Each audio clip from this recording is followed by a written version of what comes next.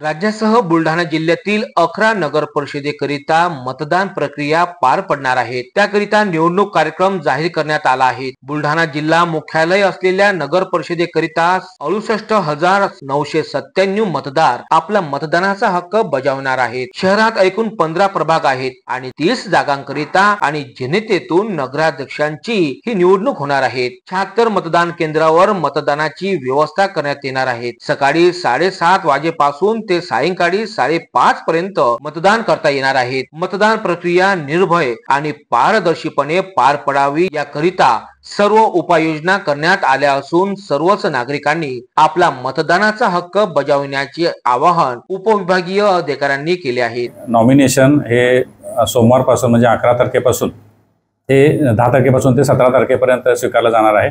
नॉमिनेशनची जी वेळ आहे ती सकाळी 11 ते दुपारी 3 वाजेपर्यंत असणार आहे आणि 17 तारखेला दुपारी 3 वाजेपर्यंत हे नॉमिनेशन स्वीकारलं जाणार आहे। जी छाननी होणार आहे ते 18 तारखेला छाननी होणार आहे सकाळी 11 वाजल्यापासून आणि माघार जी आहे ती माघार 19, 20 आणि 21 या 3 दिवशी माघाराची मुदत असणार आहे। ज्यामध्ये अपील होणार आहे न्यायालयामध्ये तर त्यासाठी माघाराची मुदत आहे ती 25 तारखेपर्यंत असणार आहे। आपले जे त्यानंतर जे चिन्ह वाटप आहे ते चिन्ह वाटप हे 26 तारखेला सकाळी 11 वाजता होणार आहे आणि त्यानंतर मग त्याचे उमेदवार निवडणूक लढवणाऱ्या उमेदवारांची जी अंतिम यादी आहे ती अंतिम यादी प्रसिद्ध केली जाणार आहे आणि त्यानंतर मतपत्रिका छपाई होणार आहे।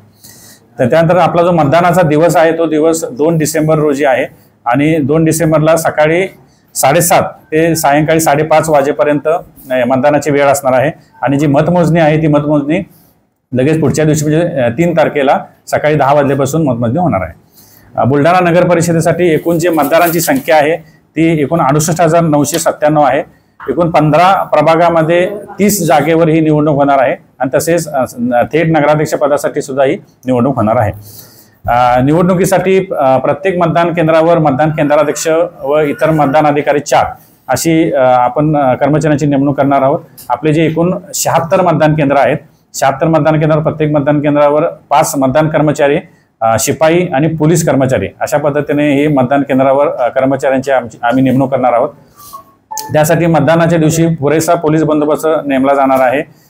तसेच ही प्रक्रिया जी मतदानाची आहे ती शांततापूर्व व पारदर्शकपणे पाडण्यासाठी हे सर्व आम्ही सज्ज आहोत।